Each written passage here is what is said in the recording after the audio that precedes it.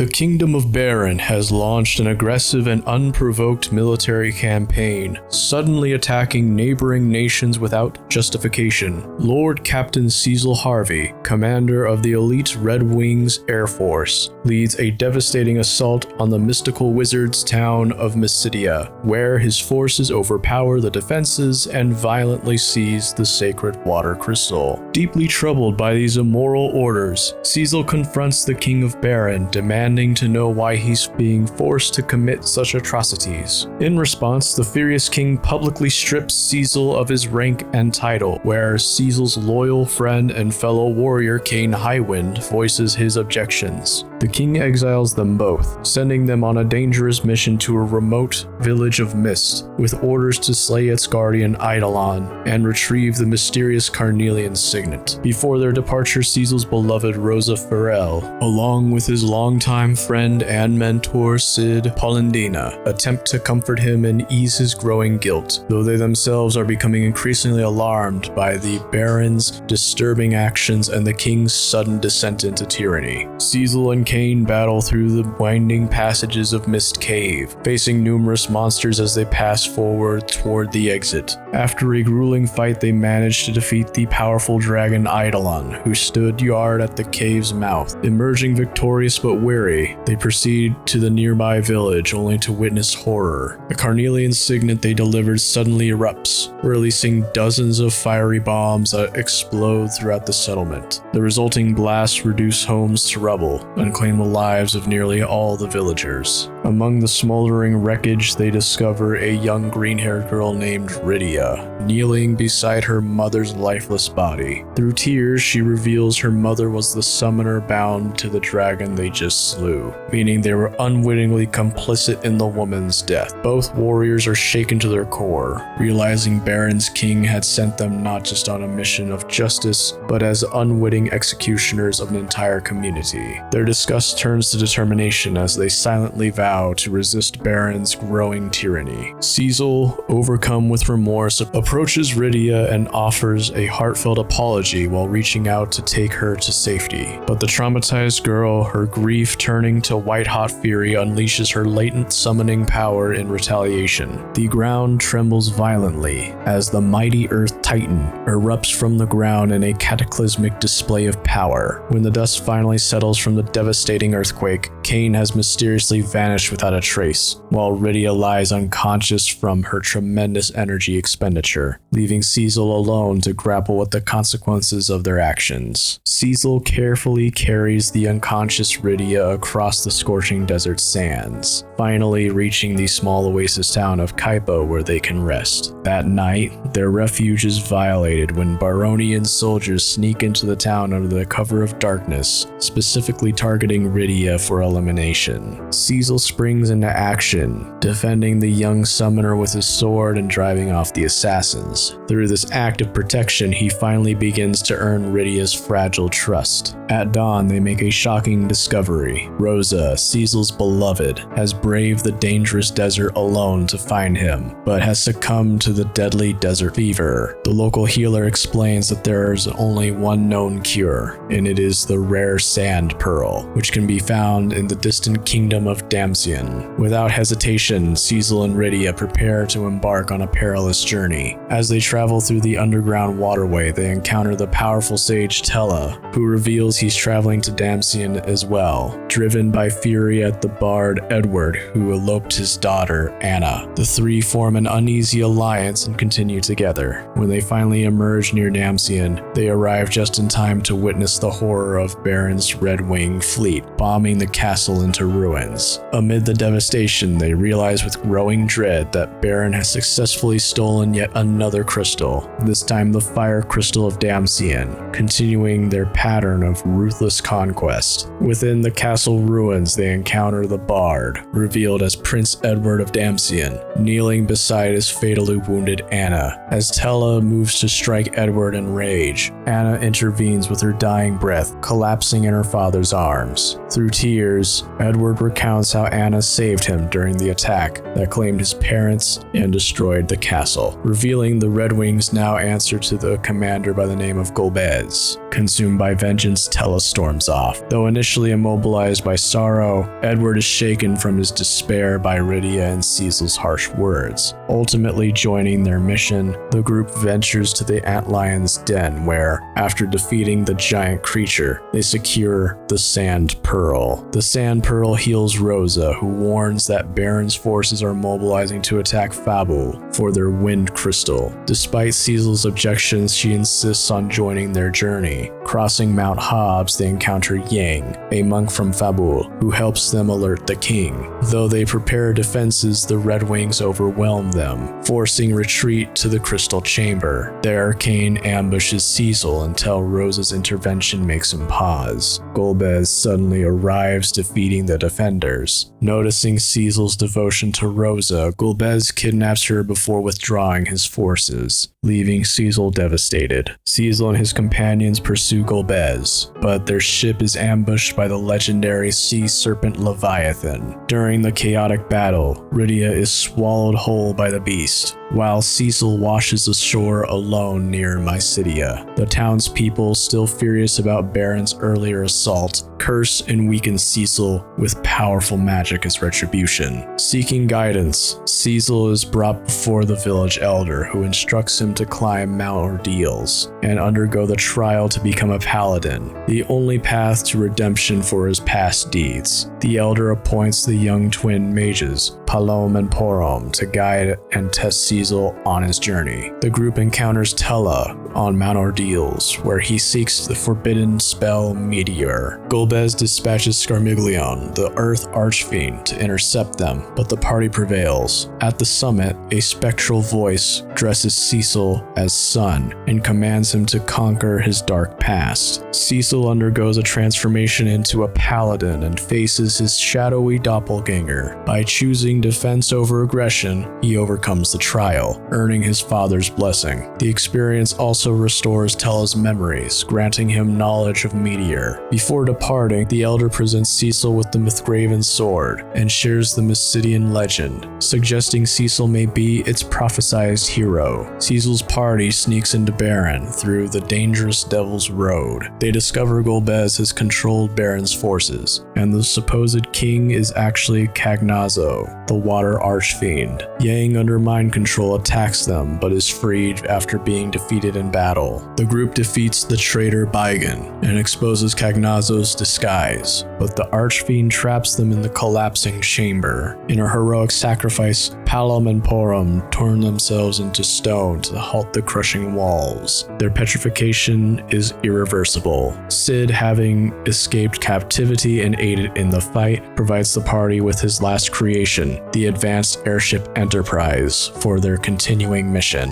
The party confronts Kane aboard the Red Wings, discovering he remains under Golbez's control. He demands Cecil retrieve the Earth Crystal as ransom for Rosa's safety. Traveling to Troya, they learn the crystal was already stolen by the Dark Elf. There they find Edward recovering from their earlier shipwreck. Though injured, Edward provides a whisper weed and assists remotely in defeating the Dark Elf from his sickbed. Impressed by their valor, the Troyan priests permit Cecil to temporarily take their sacred crystal. Edward remains behind to heal while the others continue with their desperate mission to save Rosa. The party battles through the Tower of Zot, overcoming the Mega Sisters to reach Golbez. Cecil surrenders the Earth Crystal, but Golbez betrays them, keeping Rosa captive. In fury, Tella unleashes Meteor. The spell fails to kill Golbez, but breaks his control over Kane. Golbez, conflicted, withdraws rather than slay Cecil. The mighty spell exacts its price, killing Tella, who, with his dying breath, regrets his vengeful path. Freed at last, Rosa and Cecil embrace, while Kane, now repentant, joins them. After defeating Barbaricia, the Wind Archfiend, Rosa magically transports them to safety as the tower crumbles behind them. Kane reveals Golbez seeks the 4 dark crystals to activate and access the lunar path. Using Kane's magma stone from Golbez, the party descends into Agarth's depths. The Enterprise crashes amid a dwarf Red Wings battle near Dwarven Castle. King Giat insists his crystal is secure, but Luca's possessed Calcabrina dolls attack. After defeating them, Golbez arrives and overpowers the party. As he moves for the kill, Rydia dramatically reappears, now an adult after years in Feymarsh's accelerated time. Though she drives Golbez back, he musters enough strength to steal the crystal and flee, leaving the party to regroup with their new powerful ally. King Giat orders the party to assault the Tower of Babel, using dwarven tanks to reclaim 7 stolen crystals. They defeat the mad scientist Dr. Lugai, but fail to stop the tower's bombardment of the dwarven forces. In a heroic last stand, Yang locks himself into the control room and sacrifices himself to disable the cannons. As the group escapes, Golbez collapses a bridge beneath them, but Sid arrives just in time with the Enterprise, pursued by Red Wings. Sid flies them to Agarth's entrance before making a suicidal leap to detonate explosives, sealing the passage and saving his friends at the cost of his own safety. After a brief stop in Baron, Sid's crew modifies the airship to transport their hovercraft. The party reaches Eblin Cave, finding the city abandoned. There, they encounter Prince Edge, humiliated after losing to Rubicant, the Fire Archfiend. Though initially hostile, Edge joins their mission. Inside Babel's cavern entrance, they discover Edge's parents transformed into monsters by Lugai. The royal couple briefly regain consciousness mid-battle before taking their own lives, devastating Edge. Rubicant denies involvement, but Edge vows vengeance. After the battle, they locate the crystals, only to fall through a trap door onto another airship,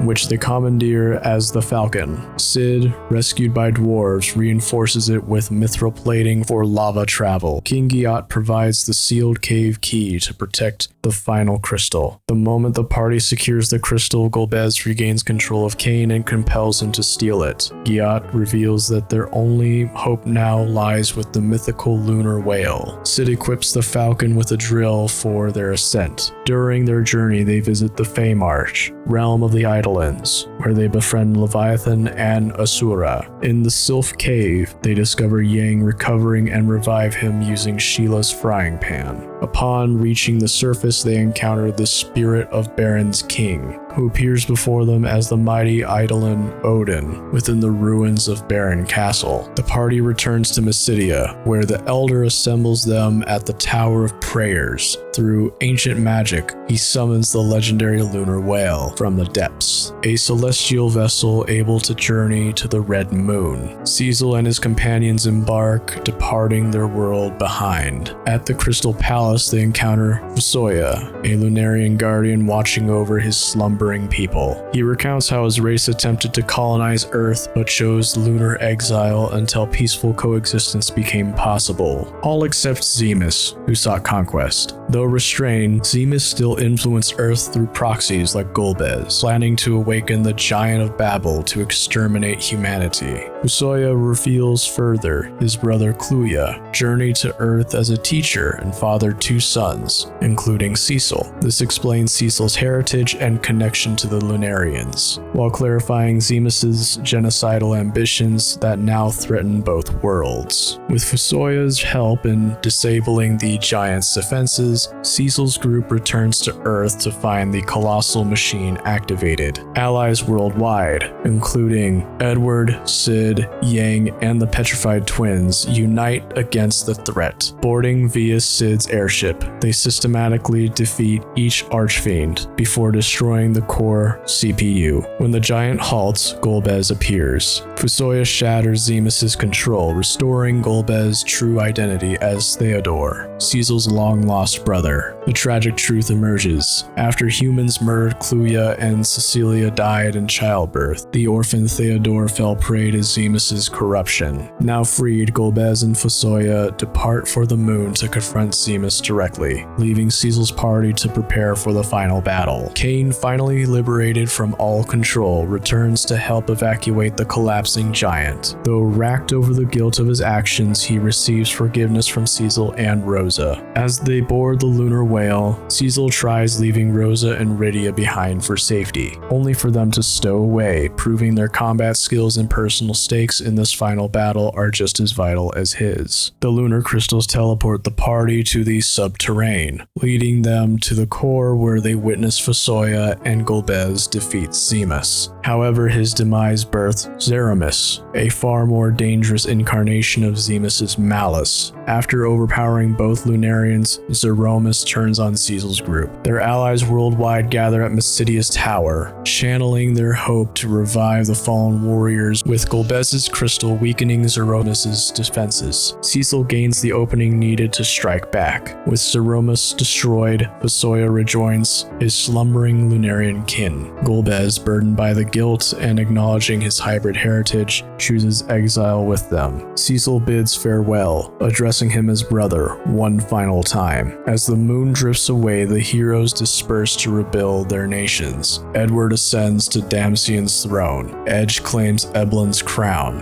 while Yang and Sheila rule Fabul together. Only Cain remains absent, undertaking solitary training and mount ordeals to redeem himself before returning to Baron. The others reunite for Cecil and Rosa's joyous dual celebration, their royal wedding and coronation as Baron's new monarchs, marking a hopeful future for their healed world. Thank you, dear viewer, for listening. Please subscribe, share, and comment telling me what you thought of the story and what you want to see discussed in the future. Goodbye.